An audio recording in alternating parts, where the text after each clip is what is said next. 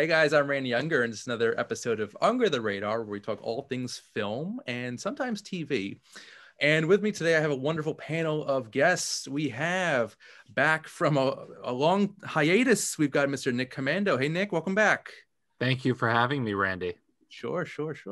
And also Forrest Bennett. Hello, welcome back, sir. Hey, Randy.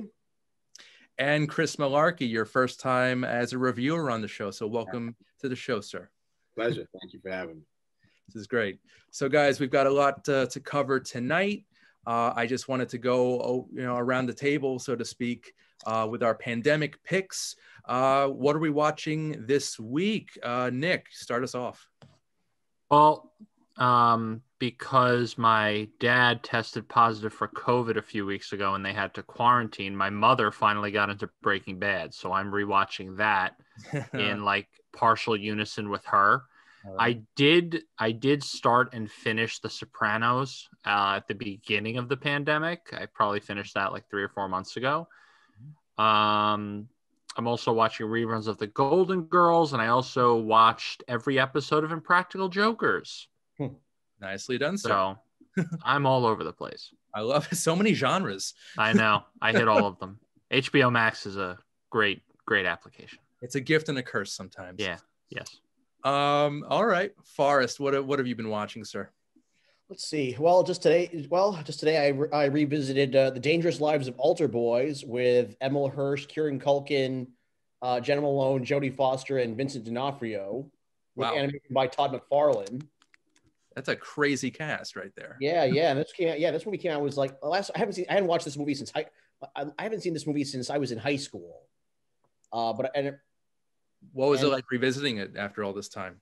Well, I personally think that it's a teen dramedy, but it's intercut with animated sequences by Todd McFarlane. Oh wow! And which is what drew me to it in the first place. And I personally think Todd McFarlane needs to stop trying to make this new Spawn movie happen, and go back to doing animation. Yeah. Oh my God! And he started off as a comic book artist. Yeah. That style transferred over to his movies, his TV shows, and especially his figures. Yeah, his figures. But as far as animation, he's done the Spawn cartoon on HBO, which I'm still bummed out ended on a cliffhanger. The Dangerous Lives of Altar Boys. He did a video for Korn. I think he's done a few other music videos and video games. But I know for the last 24 years he's been trying to get another Spawn movie made. Really? Which is why I said what I said. Well, yeah. Hopefully we'll see that soon in the future. Fingers crossed. Yeah. Also watched I, Tonya today. Too. All right. That was really, it was my first time watching it. That was really good. Cool. Yeah, I think she was nominated for a few awards for that. Margot Robbie. Yeah. That's cool. It was excellent. Cool. Forrest, you've been very busy. That's awesome. Happy to hear that. Yep. Chris, how about you? What are you watching these days? It's hard to follow Forrest on that one. I don't have much time to watch TV, so the most I think the most recent thing I got to was Warrior on HBO Max. Oh, I mean to check that out. Yeah, Bruce Lee's kind of like from his anecdotes and writings from back in the day. He sort of wrote a little, I guess, a small script or an idea a while back before he died, obviously. So they just made it his daughter Shannon, I guess, help bring it to life a little bit. I think there are 2 seasons on HBO Max, so I'm kind of going episode by episode. Sometimes with kids I can only get 30-40 minutes sometimes, unless I'm staying up late. But I've been doing that, and then I rerun The Walking Dead quite a bit. I love that show. So shout out to AMC on that. Leading up to the 20, I think it's the 28th that they're gonna premiere the newest season. So yeah. Okay. And I'll tell you what I've been watching. I actually literally just watched today a movie starring Stephen Ewan from The Walking Dead. Gotcha. Yeah. It's called Minari, and it's basically about a Korean family that moves to Arkansas to basically start a new life.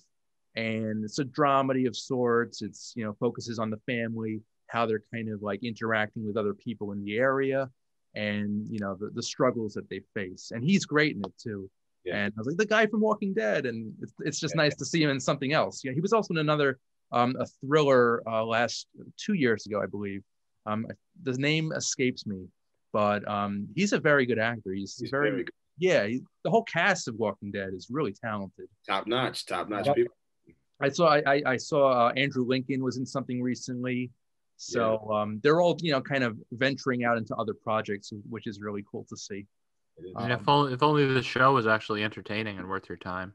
You're not a fan? Shots fired. No, please. I watched like 6 episodes. I'm like, I don't care about this guy riding on a horse in the desolation. I don't like.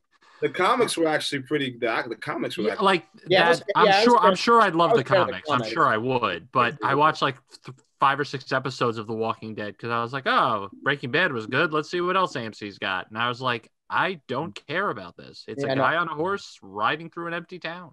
Yeah, I read the Walking Dead comics when I was in college, and then I started the TV show, got through the first season, and then I fell off the horse. No pun intended. I think I got maybe like halfway through, or a little more than halfway through, but it could have used a little more tightening. I guess it could have like narrowed it down to maybe a couple of seasons instead of what is it, Chris? Now is this 7? 8? What season they're on now? At least 10. At least 10 exactly. Yeah. So, but that's winding down to a close. I think that this is going to be. There's going to be one more season after the one they're releasing here, and that'll conclude The Walking Dead. At least the original arc, and then they'll obviously kind of like how Disney and all these other things are doing spin-offs. Yeah, they've got Fear the Walking Dead now too, right? That is actually okay too. So they throw Easter eggs in other episodes to help you sort of stay entertained when the main thing's sort of dying down. So it's kind of cool. I think I stopped around the point with the battle for Alexandria. That's that's where I thought they were gonna close things out. Right. It's just another way to ramp up for another arc. So keep bringing that money in for those actors. I'm glad they're still getting paid though. Oh hell yeah, absolutely. Yep. And Chris, I didn't mean to disparage your opinion on Walking Dead, by the way. No, you're good. Everyone's not from me. My parents are, because I know they're filming one of the spinoffs in Richmond, Virginia, where my parents live. Oh, very nice. Yeah, they told me about they caught them filming it. Cool. That's dope. But Nick, this show is all about opinions, that. So, don't worry about it. I just don't want to be disrespectful. That's all. I appreciate that, sir. Thank you, guys. All right, so let's get into our first film review. So this movie, it's currently on Netflix. It's called Malcolm and Marie, and it's about a director and his girlfriend and their relationship and how it's basically hit a speed bump on basically the biggest night of his life. It's a film premiere of his new movie, and the whole movie, it's just under 2 hours, I believe, and it's about them. It's just these two characters kind of just arguing and laughing and yelling, and it's basically the ups and downs of a relationship. And it stars John David Washington. We all know is Denzel Washington's son. He was in Black Klansman. He was in Tenet most recently. And also Zendaya. She plays the love interest, the girlfriend in this film. And I think she's the best thing about this movie. I am not a huge John David Washington fan. Okay. I think he's a little dull. He's not great. He's not nearly as talented as his dad, Denzel. But, I think this is Zendaya's show all the way. And, I was a little disappointed, and this might be off the radar for me had it not be for Zendaya. She was awesome in this. So, Forrest, what did you think of Malcolm and Marie? What do I think of Malcolm and Marie? I figure I was the one who suggested this one since it just came out this past weekend. Yeah. So Zendaya, all I'd previously seen from her was the Spider-Man movies and Euphoria on HBO, which I thought which I ate up every episode when it came out. Like an M&M? Yeah, like an M&M. If for anyone wondering, my background is because all of our titles have like M&Ms in the title. So yes. And we're all men. Yes. But anyway, so Zendaya, I was familiar with her mainly through all I'd seen from her previously was Spider-Man and Euphoria, and I agree she was excellent in this. Yeah. John David Washington, I'm not as familiar. I saw Tenet, but other than that, I'm not as familiar with his work. Yeah. And the writer-director of this movie, Sam Levinson, I'd seen, I'd previously seen some of his work also, Assassination Nation, which I would say is probably a 21st century exploitation classic, easily, and Euphoria, which he's a showrunner for. Mm-hmm. So he's already worked with Zendaya in the past. So I think that's partly why she worked in partly what worked about why she worked so well in the movie. Right. Definitely, yeah, no, definitely worked very well, and because she'd worked with the director. Yeah. And I love the black and whites. I like the black and white look, the cinematography for it. So I think as far as acting and the technical aspects of it, I think it really works well. Mm-hmm. As the plot kind of just, I feel like the story just kind of meanders. Yeah. That was the biggest weakness for me. And I think the music's great too, but I think it's more the technical and the acting that works. It's the storytelling where it really where it's really weak. Yeah, a movie like this, like it feels like a stage play. It's just exactly. It would work better as a play. Right, much better. And if they picked a better actor to play the male lead, then this would have been so much better. But I was totally disappointed. I wanted something to happen. This movie just fell flat for me. Like, I don't like movies. We like to be stimulated. We like to see actual stuff happen. Yeah. We like story. Yes, granted, I understand that they're trying to do that they're trying to work what they can, because this movie was filmed during this pandemic. And mm-hmm. Yeah, actually, a little bit of trivia. This movie was actually one of the first films to be written, directed, and completed during the COVID-19 pandemic.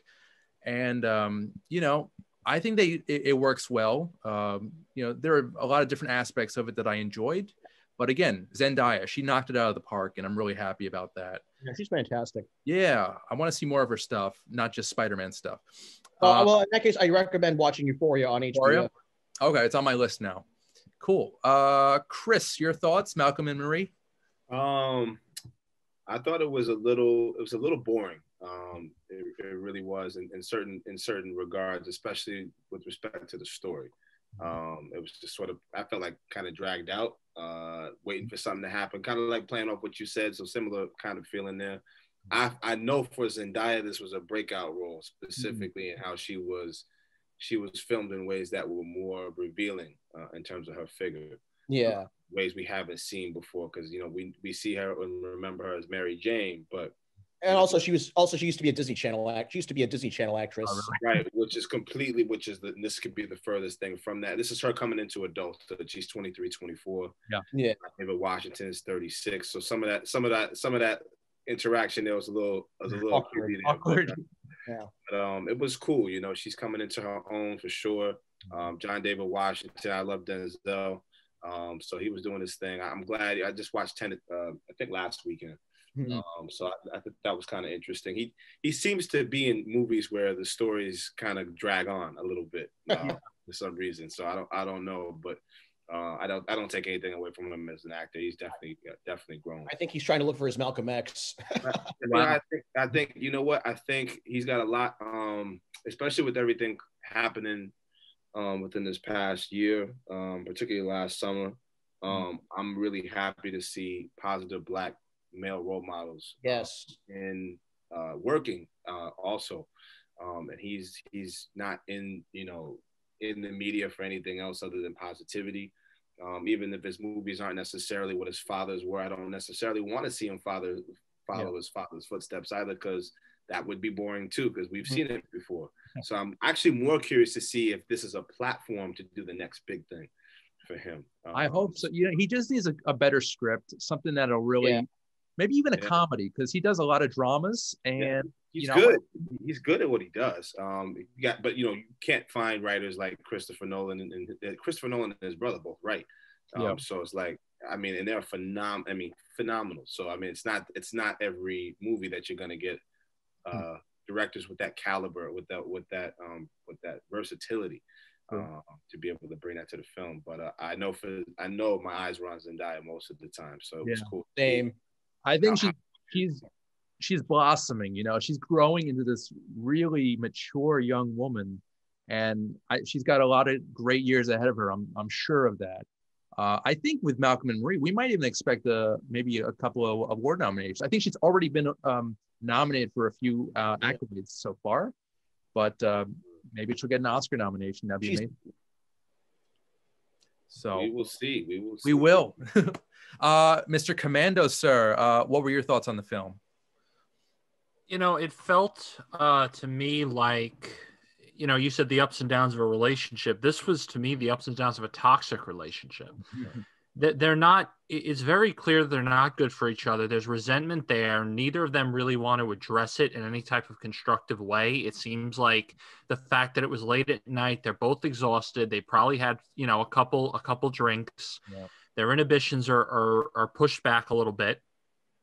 And they don't know how to handle their emotions. You know, I really connected to this film because I've been in relationships like that. My longest relationship, besides my wife, thank God, was not a good relationship. And it was something that, you know, we weren't really able to express our emotions in a constructive way because we were young or we were afraid of what would happen. And you know, I don't think John David Washington's performance was that bad. I think he did what the role called him to do, was to be an emotionally vacant boyfriend who turns it on when he's around people and he has to do it.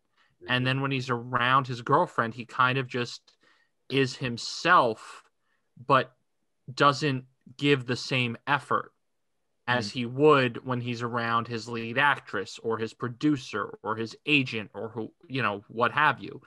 And she clearly got into the relationship with him with certain expectations, and things did not work out the way she expected them to. She clearly feels that she was used to a certain degree based on her own addiction issues or whatever. And there's just, neither of them know how to express what they need to express, but they know that they quote unquote love each other.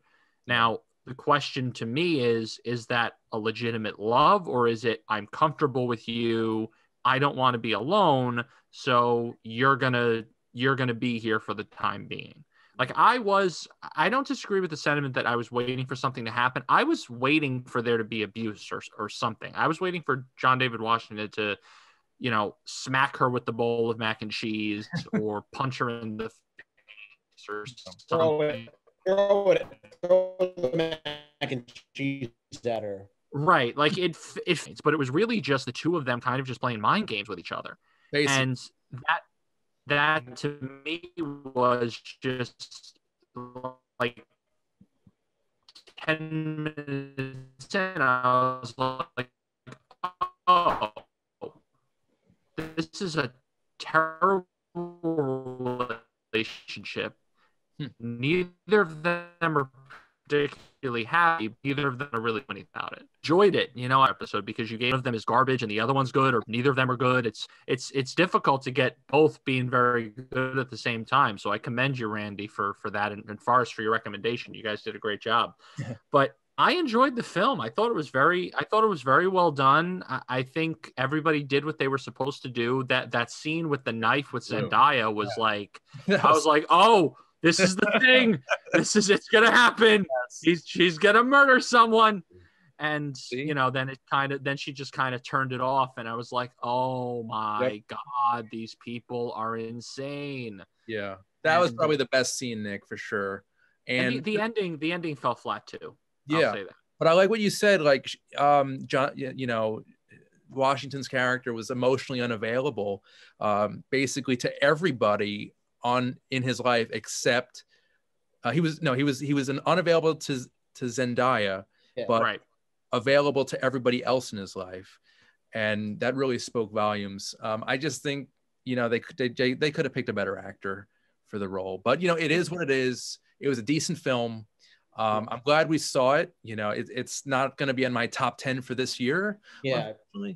But you know, it was Yeah. Yeah, definitely not the best, but not the worst. Well, Right. what I like too. Sorry, Randy. What Yeah. I like too was there was a scene when Zendaya kind of just verbally undresses him, and he's got a drink in his hand, and she walks away. She goes to do whatever she's in the moment to actually really get mad. Like, Mhm. and then when he's eating the mac and cheese and he's berating her 3 doors away, like that's like to Yeah. me that's their relationship in a nutshell. You know, it's just like I get why you wouldn't like it, because it did definitely drag and it did kind of feel like it was building to something that we didn't see on screen. But I don't know, I probably because of my own personal experiences I really connected to it, and I was very it very portrays taken by it. reality. That's exactly how Yeah. my wife actually. I've been in that situation, and it's just like it's a horrible feeling, and that's kind of I think what the film's supposed to make you feel. I think the part where you're like, this is meandering, where's this going? That's how you feel when you're in relationships like that. You don't like what you go home and you're like, why am I doing this to myself? But then you wake up and do the same thing. Correct. Yeah, I know. Definitely portrays a lot of reality. Yeah. All right, guys. So Sorry, what Randy, I just wanted to get that. Thank you. What do you guys say? See it, skip it? What do you think, Chris? Would you recommend this to other people? I say see it. Yeah, give it a try. Why not? It's. I mean, if you're watching an evolution of an actress, right? And you want to see a body of work from someone who, I mean, John's got a lot to prove. Those are big footsteps that he's stepping in right now. He's got dinosaur footsteps, and he's an ant, right now. So he's got a lot to unload. He's also young. They're both young, relatively speaking, right? But they're also young in terms of the body of work, not necessarily age. So they do have a lot to still deliver. So if we see these guys get Academy Awards later down the line, this will be a stepping stone. Kind of like a boxer, right? They may fight a no-name person in between, the guy that they're working on and the guy that gets them to the $1 million fight.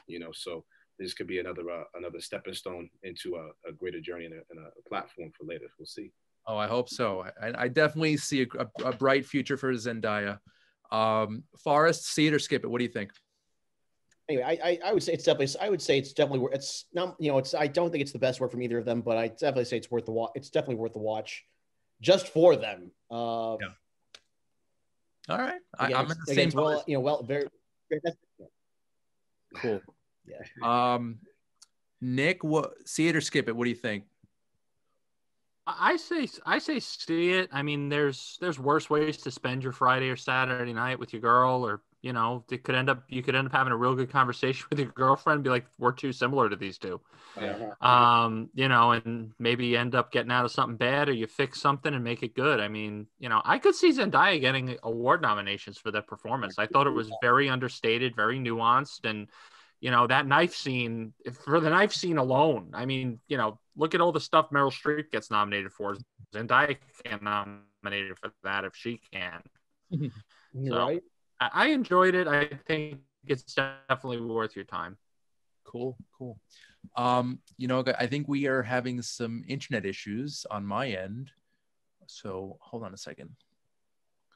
And my editor, Rachel, can fix this up. So don't worry.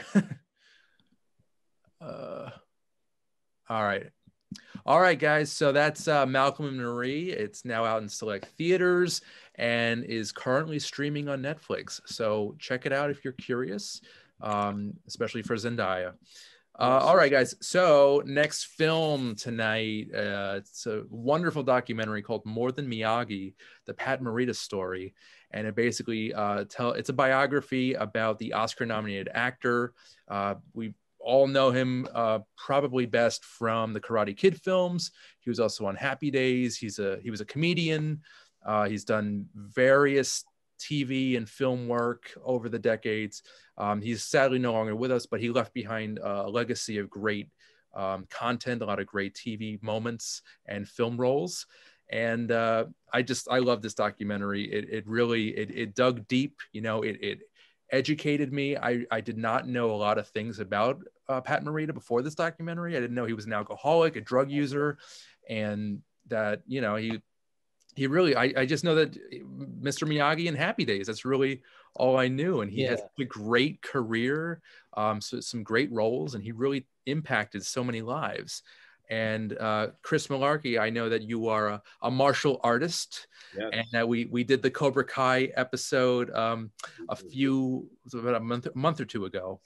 And you know, once I found out about this documentary, I immediately thought of you. Appreciate it. Yeah, I wanted to hear what your thoughts were, being a martial artist, and how you felt about this documentary. There's so much to say. I'm going to try to consolidate it because I can speak to it on so many levels. I watched this at work on Saturday afternoon, and it was really mind blowing. I didn't know, much like you said, being uneducated about Pat Morita's life. I had no clue that the man was an alcoholic for over 50 years. I didn't know how he started off as a kid, being immobilized, and then being, essentially being abandoned, growing up with his, who he thought was his mom, but was actually his aunt. And then, going from the hospital to, a Japanese internment camp. I mean, it was just like thing after thing after thing. And all that traumatizing stuff happened in like some of those key formative years of a person's life that really shape what, because you're a kid for only so long. So that those traumatizing experiences really played a big role in terms of how he, I guess, conducted himself and dealt with a lot of that trauma, because he never really did deal with it in a constructive way. Piggybacking off of, being constructive in relationships from the last movie, but he also wasn't a martial artist, which I did know. And then that was I read an article to coincide with this in Black Belt magazine, where Pat Johnson, who was a great student of Chuck Norris, had essentially trained Pat and a lot of those guys on set. None of them were martial artists at all. So bringing in Pat Johnson for that seemed like it was going to be counterproductive, especially with Pat being a little older. I've only seen Pat older. He kind of looks like Morgan Freeman, like the eternal old guy. So he's always been old. But I thought it was, I guess my biggest point is that Pat Morita's life was ironically quite different from what he's remembered as in The Karate Kid. It's very out of control, and nothing negative. It's just, he just didn't have what martial arts would be able to give somebody had he studied that, perhaps, or had it introduced at a certain point in time in his life, probably earlier, as opposed to later. You'd typically have more of that discipline, not let yourself unravel. Not that we're perfect, but it's just interesting to see him portray accurately what many teachers that I've had over time, especially of the Eastern culture, portrayed just what he portrayed in that movie so effectively. So it's actually more of a nod to his ability to act. And there was one part in the movie, in my last comment, there's one part in the movie where I guess someone was talking about, or Pat was actually speaking on first getting the script of Karate Kid and reading Mr. Miyagi for the first time, and instantly had down the walk, instantly had down the voice, instantly had down all the caricatures and mannerisms of that character. So he was really brilliant. And I guess the acting was just a way to, much like the alcohol, a way to sort of get rid of the pain and trauma from his earlier part in life. Yeah, Miyagi, the character of Mr. Miyagi, is so far away from the real Pat Morita, it's not even funny. And disparate. Yeah, and a lot of great comedians, they come from a dark place, a really depression. There's substance abuse. So they're basically like two-faced, or right. They're hiding a part of themselves that's really vulnerable, and at times embarrassing. So Pat Morita, this documentary, it highlighted some really important things, and it illuminated me, and Absolutely. It made me appreciate the man, more. Nick, what did you think of the film? I think the theme of this episode, if you did like a subtitle for Under the Radar, should be damaged people. Basically. I just probably within the last 10 or 11 months watched all the Karate Kids. Nice. not including the Hilary Swank one, and Cobra Kai.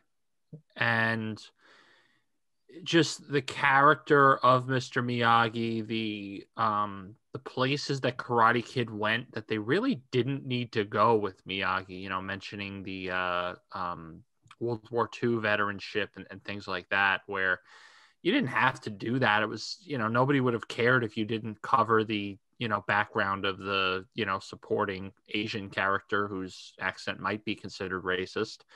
But it was such a fascinating look at an individual who really was, like Chris said, he just didn't handle his trauma in any way that he, you know, was constructive. And really, let's be honest. I mean, the 40s, the 50s, the 60s, the 70s, mental health was nothing. They didn't, you know, mental health was, they're going to be thrown into an asylum with a straitjacket and a rubber room, and we're going to go visit them on holidays. Like, it wasn't anything close to what it is now, where you could legitimately diagnose him with alcoholism and get him help, get him to meetings, get him to a rehab, like a full legitimate rehab that would have actually helped him. And just the story behind, you know, he had a very extensive career, and like, you don't really take into consideration, you know, just how long a career expands or what they do to get there. You know, like Conan O'Brien had Bryan Cranston on his podcast last week, and Bryan Cranston said in the episode he had been a working actor since he was 25 years old. But what do we know him from? In his 40s with Malcolm in the Middle, and his 50s with Breaking Bad, and now his 60s with Your Honor. What's that? Seinfeld. And Seinfeld. But, you know, you don't see the being 25 becoming a working actor to Seinfeld, which is, you know, because he's in his 60s now, was probably a, you know, at least a 10 or 12 year span. Yeah. The same thing with Pat Morita. He started as a comedian, and, you know, just to your comment, Chris, about how he always looked old, even when he looked like he was like maybe 35 or 40, he looked like mid-50s with the dark hair. He looked mid-50s. Like, he's one of those people that just perpetually looked old. Yeah. I mean, Ralph Macchio is older than he was when the Karate Kid was made. Exactly. Yeah. And Ralph Macchio doesn't look close to, like, right. I would peg him for 40s, and he's 60. But it was a fascinating character profile. Just, you know, I felt bad for him, you know, just to deal with as much loss and just pain for somebody that, you know, nobody deserves to go through that stuff, and being put in an internment camp, and it's just heartbreaking. It really is, you know. Yeah, and again, it just very illuminating. I love this film. You know, I think this might be the first documentary of 2021 that I really enjoyed. So that's something. Forrest, what were your thoughts, sir? This is probably going to be a front runner for one of my favorite this is probably a front runner for one of my top 10 of 2021. Even though we're only 2 months in, not even a month in, but anyway, it's definitely, I mean, Pat Morita, all I really knew him from was actually, Karate Kid, Happy Days, and I'll take it one further with the Mystery Files of Shelby Woo. It was a mystery series that he did on Nickelodeon. I remember that. Yeah. What is that? It sounds familiar. I haven't seen it. Holy cow. Do I need to read on a flashback right there? He was also on an episode of SpongeBob, the Kung Fu episode. It was a teen mystery series on Nickelodeon, like back in the late 90s. Like Ghost Rider? Kind of. Okay. But minus the supernatural aspects. But anyway, that's pretty much what I knew Pat Morita from, along with, you know, various, you know, roles as a character actor. But yeah, I found this documentary very eye-opening and very brutal. I would say brutal, but very heartbreaking to watch. You know, between his early childhood and, you know, with his health problems, his family, being interned in a concentration camp. And then even his later years with the Happy Day, they were talking about the Happy Days reunion. Yeah. That was really sad. That was really sad to watch. I don't remember watching that reunion when it aired, but I remember, but like seeing it, like talking about it, it's like, wow, this is really, really sad to watch. Yeah. He had some really great people. I'm glad that in his life Pat may not have felt sad when he finally departed, but what I also got out of that movie was he had a lot of great support around him. He just couldn't deal with it on his. Nobody can make you deal with it. It has to be genuine. Something's got to plug in. And nobody had a bad thing to say about him. I mean, Henry Winkler at demons the end, aside. right? At the end, right? Henry Winkler, they gave him the thing, almost made me tear up, and it gave him, it's like, hey, did you ever see this letter that he wrote you to apologize for not showing up? And Henry Winkler. Yeah, Henry, how great is that guy? Yes. And how he handled that, because, had that been anyone today, it would have been like, blah, blah, blah. It would have been a completely different scenario. But to handle that the way he did and, not know that Pat had that issue. And also, I will say, one thing I also appreciate, I really appreciate it, after watching this documentary is what a trailblazer he was for Asians in the entertainment industry. Absolutely. Because I mean, when they show footage of him on talk shows and variety shows doing stand up, at the time, people were this is in a time when people were laughing at Asians or like actors in yellowface like Mickey Rooney. But no, he was like, he goes out there and does his act, and it's like people are laughing with him instead of laughing at him. Like he also pulled no punches, which was really impressive. Like it told the whole story, just raw. Like this is it. You gotta strap in. This is what it is. Like, usually they try to whitewash some of it, or they didn't say anything about his family until with 15 minutes left in the movie. They threw that in there. Like, he gave you nothing.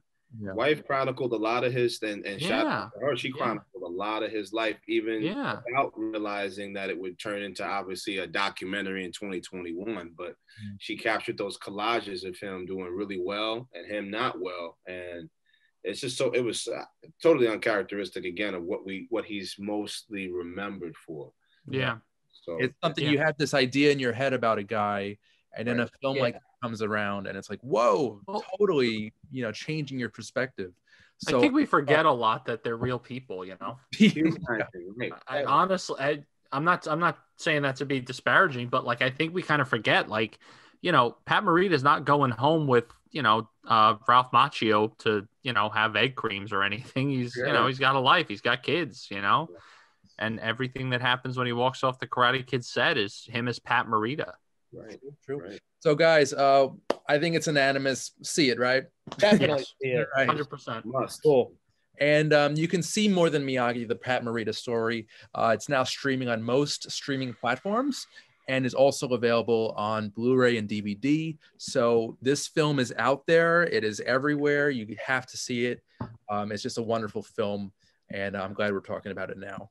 All right, guys, so we're going to take a short commercial break, but we'll be back with more film reviews right after this.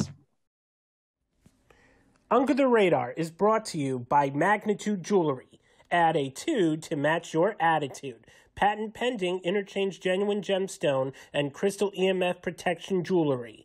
For more information, please visit magnitudejewelry.com/gemgirl or call 718-268-6634.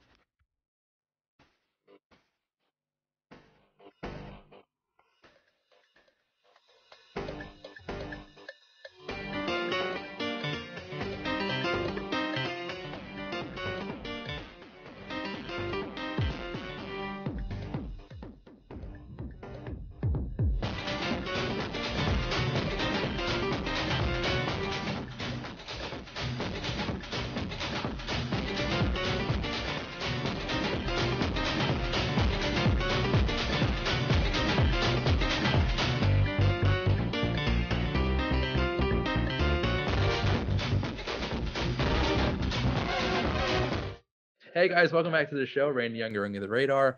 And we have a few more reviews to do. These are actually mini reviews. So guys, I know you may or may not have seen these films. There are two new ones actually. The first one I'm going to talk about was actually shot completely on an iPhone, and it is a retelling of Macbeth, directed by Christopher Carter Sanderson, who has done a great job assembling a group of actors to basically reenact the famed William Shakespeare tragedy of Macbeth. And yeah, if you are a fan of the Bard and his wonderful works, I would say give this film a check. Check it out. It is Macbeth, and it is shot entirely on the actors' cell phones. So very different, very cool, very good. So that's on my radar. Next up, I've got a very weird film. I watched it last night. It's called Show Me What You Got. And it talks about, it focuses on rather three young people, two men and one woman, and basically their relationship as a threesome. And it's not softcore porn or anything like that.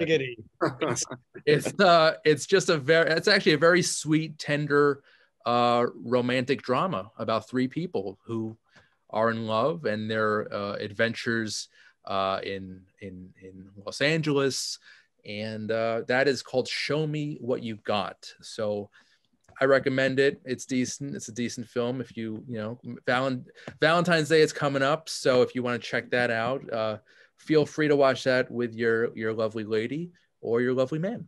All right, and yeah, by the way, guys, any of these two films piquing your interest? The last one is a little crazy. I may have to see that just out of the fact of the concept. You know what I mean? But yeah, the other one I haven't seen. All right, cool. Maybe Macbeth. Yeah. Are you a Shakespeare fan? A little bit. I mean, I did have some involvement with I mean, we talked about this on the best of 2020 list, Shakespeare Shitstorm.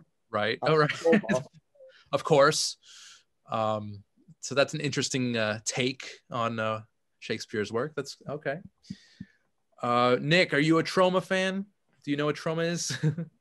No, what is that? It's an independent film company.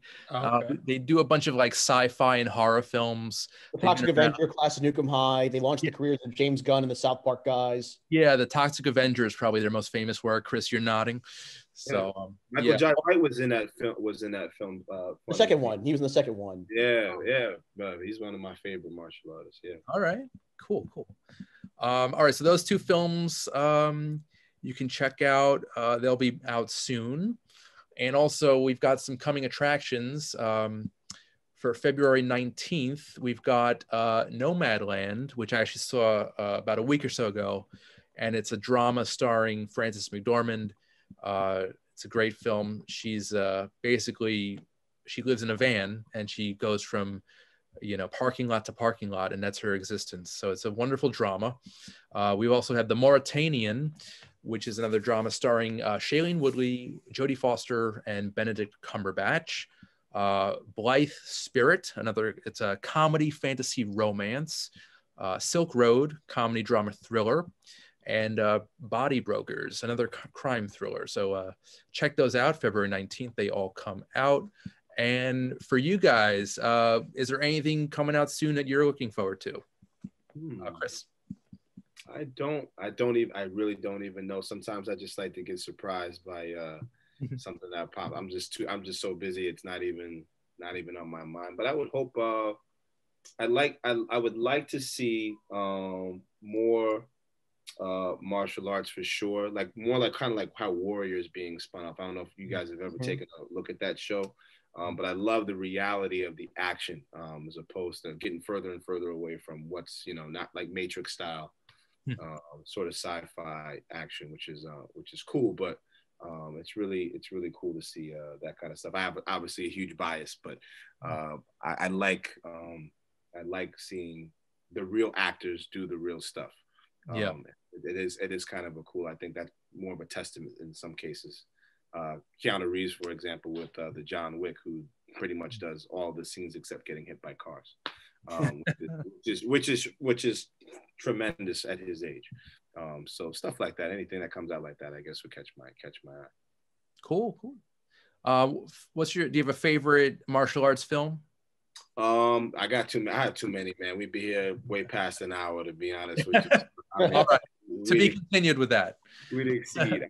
I like somebody that really broke out for me. I loved Enter the Dragon. Jim Kelly was like the first Black martial artist actor that, when I saw him, made me realize, like, yo, you can do this, and obviously be successful. But I loved all the Jackie Chan movies, particularly Rumble in the Bronx. I loved, because I grew up in New York, Brooklyn born. Yes. So I loved the reality again of what he was able to do and bringing that human element to action. Basically, it's sad he had never gotten an Academy Award for all he's done. That guy's never had. There's like memes floating around, but he's never had a stunt double. You know, so it's like he's always done all his stunts and kind of had to, but just did things that opened up doors again for many other actors that came after him, not just of his own kind, but for everybody. So yeah. You know, it's interesting you mentioned the stunt stuff, because I think it was on my show recently that the topic of should there be an Academy Award category, for stunt work. Absolutely. It has to. Yes. It has to be. At some point, someone's got to be open-minded about it, but we'll see. Cool. Nick, is there anything you're looking forward to seeing? Film, TV? Probably the Sopranos prequel, The Many Saints of Newark. I'm looking forward to that. Michael Gandolfini looks like a dead ringer for his father. It looks like they've done a pretty good job with casting. I know Corey Stoll's supposed to play Junior Soprano, and they pretty much nailed that one. Nice. TV, I can't really think of anything. Football just ended, so I'll figure out something to do with my life after, since that's over. Baseball's in a few months, so I've got some time. But yeah, I really just the Sopranos prequel comes to mind. You know, it's hopefully at some point we can actually go out and see films in theaters again and not risk dying. Yeah, I know these theaters, they are open, and they are like they're like deserted pretty much. I know that Malcolm and Marie was in theaters. It still is, I think, and it like made close to nothing in the box office. It's sad. Yeah, that's also probably for the Academy consideration, right? Doesn't Netflix have to do that to be considered for Academy Awards or some BS like that? Not sure of the rules, but yeah, that sounds accurate. Yeah, but it's sad. It's just a sad state of affairs. And Forrest and I we went to. This is one of the best nights. It was the first time seeing a movie outside of my apartment. We went to that drive-in at Flushing Meadow Park for the very nice. Yeah, it was a Halloween and Texas Chainsaw Massacre double feature. That was so cool, so awesome, and I'll never forget that. You know, so that might be one positive of the pandemic is stuff like that kind of comes back into vogue and people start doing that stuff again. Yeah, I mean. I think that drive-ins are like the new normal. It seems or at least they should be, because it's just a great place to be for if you're a movie fan and you don't want to sit in your living room and you want to get out there and just experience it with a crowd. It's nice. Yeah, as long as we have diners and dives, Guy Fieri will have something to do with his life. Exactly.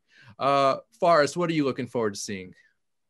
Movie. Okay, pretty much as far as what I'm looking forward to seeing, there's like nothing until I feel like there's nothing I'm looking forward to seeing until fall. Oh, really? Yeah, like Halloween Kills and Candyman and Ghostbusters Afterlife. Mm-hmm. Yeah, obviously Ghostbusters Afterlife is number one for me. Right. So that is going to be a good day. So. Oh man. Although I do see that I think Tom and Jerry is coming out in the next couple of months, and I'm actually based on the trailer, I'm kind of curious about that one. You know what? I said the exact same thing about Looney Tunes Back in Action, but that was such a terrible movie. So I don't really have high hopes for this one. Well, I will tell you now. Since I was one of those saps that saw the Tom and Jerry movie from the early '90s in theaters when it came out, and kind of just crapped all over what my expectations of what Tom and Jerry are. I feel like this is definitely a huge step up from that. Yeah. Well, we'll see. We'll see. For me, the French Dispatch. It's the new Wes Anderson film, and we also discussed this on the Best of show, Forrest. That Wes Anderson's kind of a one-note director. His style doesn't. He's kind of gotten too set in his ways. Yeah, and I don't think he's going to ever outlive that phase. So I'm going to ride with it because he's done some really great films. So we'll see. Actually, you know what? Actually, I just realized Coming to America is coming. Coming to America 2 is coming out next month. Thank you. That's going to be so. Yeah, I got to see the first one. Good reminder. Oh, Nick, you've never seen it? Never saw the first? No, I mean, it looks very entertaining. Really? I mean, you put Tracy Morgan in anything, I'm pretty much going to go see it. You got to see the first one. Gotta see it. Yeah. You know what? They actually filmed that first one on my grandparents' block. That's awesome. Really? Very nice. Yes. And McDowell's is actually a Wendy's on Queens Boulevard. Yes. I've been by there. So that's awesome. All right, guys. So now it's the time for plugs. What's going on in our lives? Or is there anything we want to mention or promote? Chris, you are up. Yes. Well, I have my own podcast, hence the hoodie mastery podcast. I actually just released the second episode last week, so it's been out for about a week with a close friend of mine, a training partner. So that's coming out. I got a what will be the third episode, which I'll be filming. I have an exciting interview with the Grandmaster in Greece, as a matter of fact, this Wednesday. Obviously, I won't be flying to Greece. I'll be here, but I'll be interviewing them while they're in Greece in Thessaloniki. So this guy's world renowned. So it's crazy that I even got the opportunity to speak with him. So that'll be probably be the episode. And everybody can catch my apparel, mastercm.net. I also teach martial arts, private one-on-one instruction, one-on-two instruction. So people can reach me there if they want to find out more. Awesome. What are the ages again that you teach? I teach all ages. I've been teaching, I always say this, it's coming out actually a lot more in the past 2 weeks working with my son. But I started training my son when he was 2.5. Wow. And I just put boxing gloves on him and he's a beast. So much credit to him. But I kind of planted the seed in his head a little early. But he's really blossomed into something. I wasn't that good at that age, so that was kind of the goal.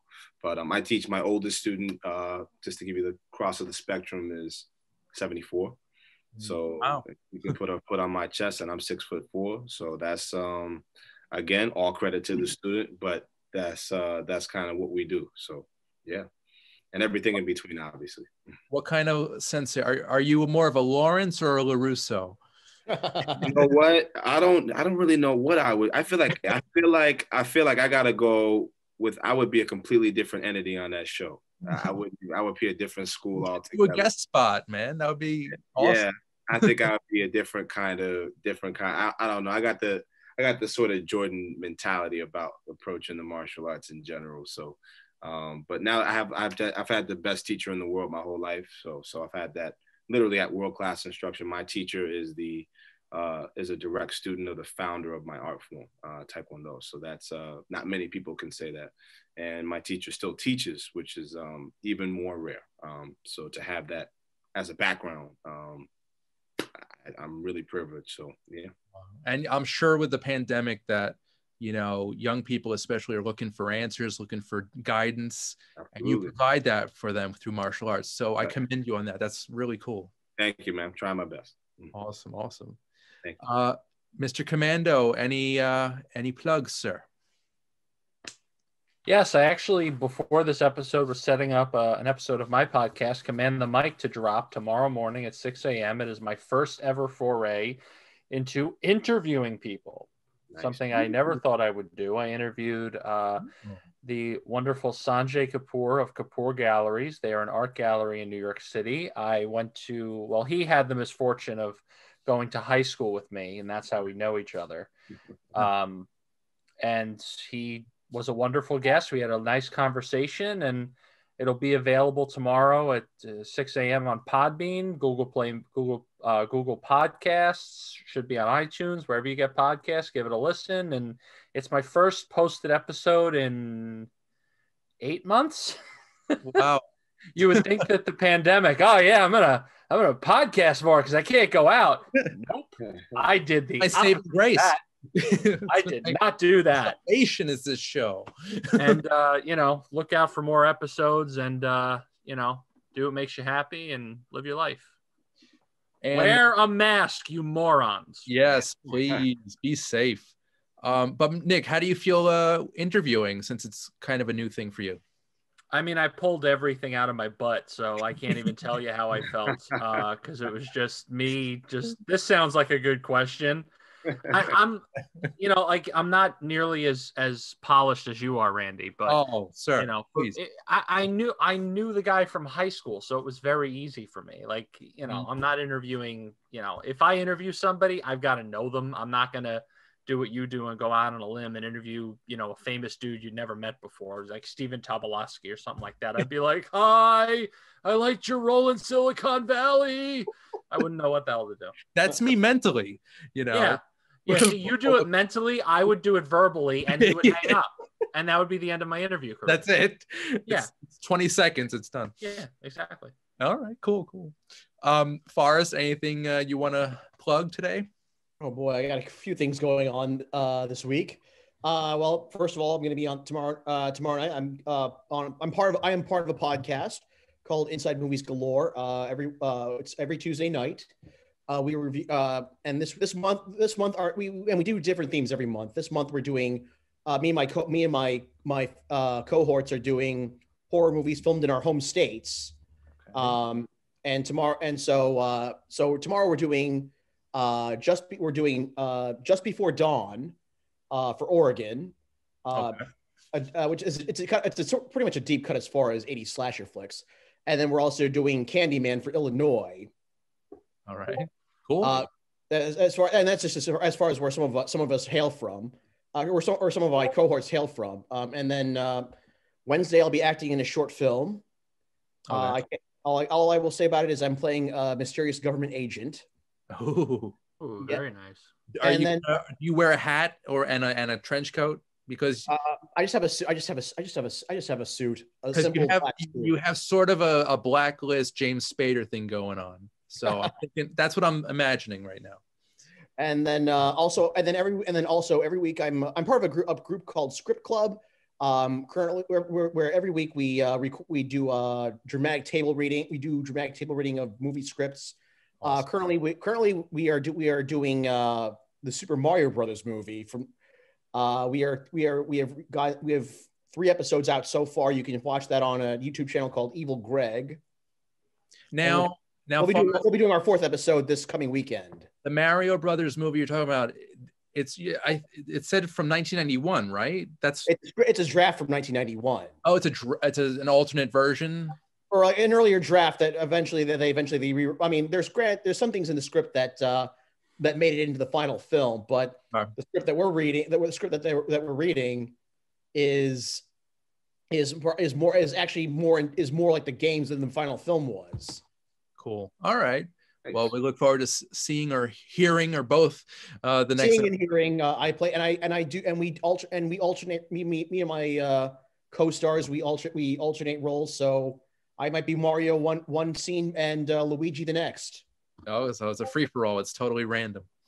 All right, cool. All right, guys. Well, one more thing. I've been mentioning this for the past month or so, but there is a new documentary out there. It's called Hunger Ward, and it focuses on starving children in Yemen. So please visit hungerward.org and click Get Involved so you can donate to hospitals in that area. It's a very important cause. These children need our help, and this documentary is, heartbreaking, and the cause is extremely important. So please check out Hunger Ward, the documentary. Guys, I want to thank you so much for tonight. This was amazing. Chris Malarky, sir, thank you so much. This was amazing. Nick Comando, great to have you back. The bill is on its way. Good. All right. And Mr. Forrest Bennett, thank you so much again. And I want to thank everyone watching at home and on your devices. I'm Randy Unger. This has been Unger the Radar. I'll see you next time. Take care. Take care.